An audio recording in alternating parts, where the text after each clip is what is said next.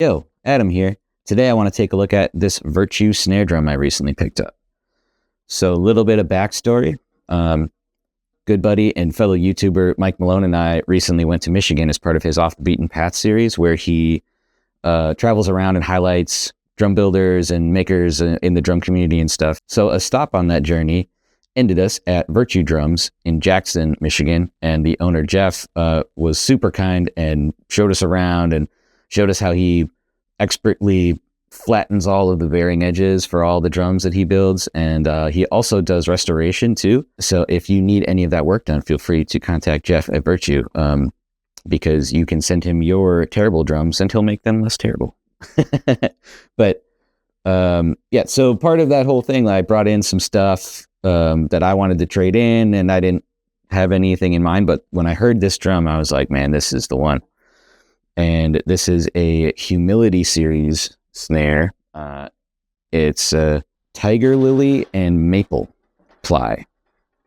And yeah, when I heard it in the storeroom, I just fell in love with it right away.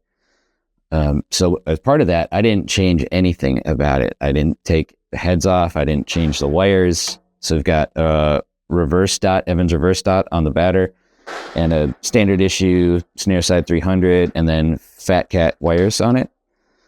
So I thought it'd be really cool if I threw it on the kit and did a little sound demo for you guys so you can kind of hear what I love about it.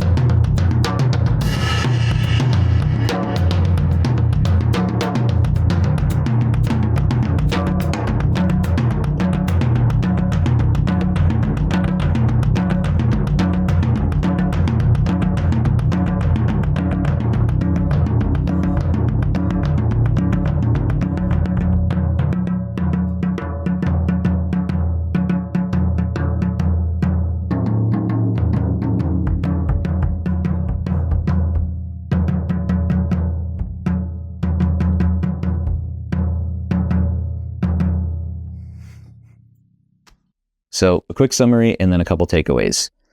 As you heard, the drum sounds killer. I did a couple different configurations. I did right on the center of the head, I did rim shots, and then I did snare wires tighter and snare wires a little bit looser. And the observations that I made in here reflect a lot of what I noticed on the gig, because I've had some time between getting this drum and making this video. So I've had it out on a couple gigs, and this is kind of what I noticed there too. The characteristics of the drum kind of change as you open the wires up a little bit and make them looser. And not in a way that goes from like choked to open sounding. I don't mean that at all. I mean like punchy, tight, controlled to throaty, a little bit more depth and a little bit more length. The length part is obvious, right? But the note of the drum elongates just a fuzz too, which is really cool. So it just sort of like, it's almost like the drum knows when you're giving it kind of that tension, what you're hoping to do with it a little bit. So it'd be great in kind of like a medium tempo, like soul, like fat snare soul kind of thing, or even like in some rock stuff, I could hear that being cool too. And I feel like a lot of drums don't do that. They are either choked or they're not choked.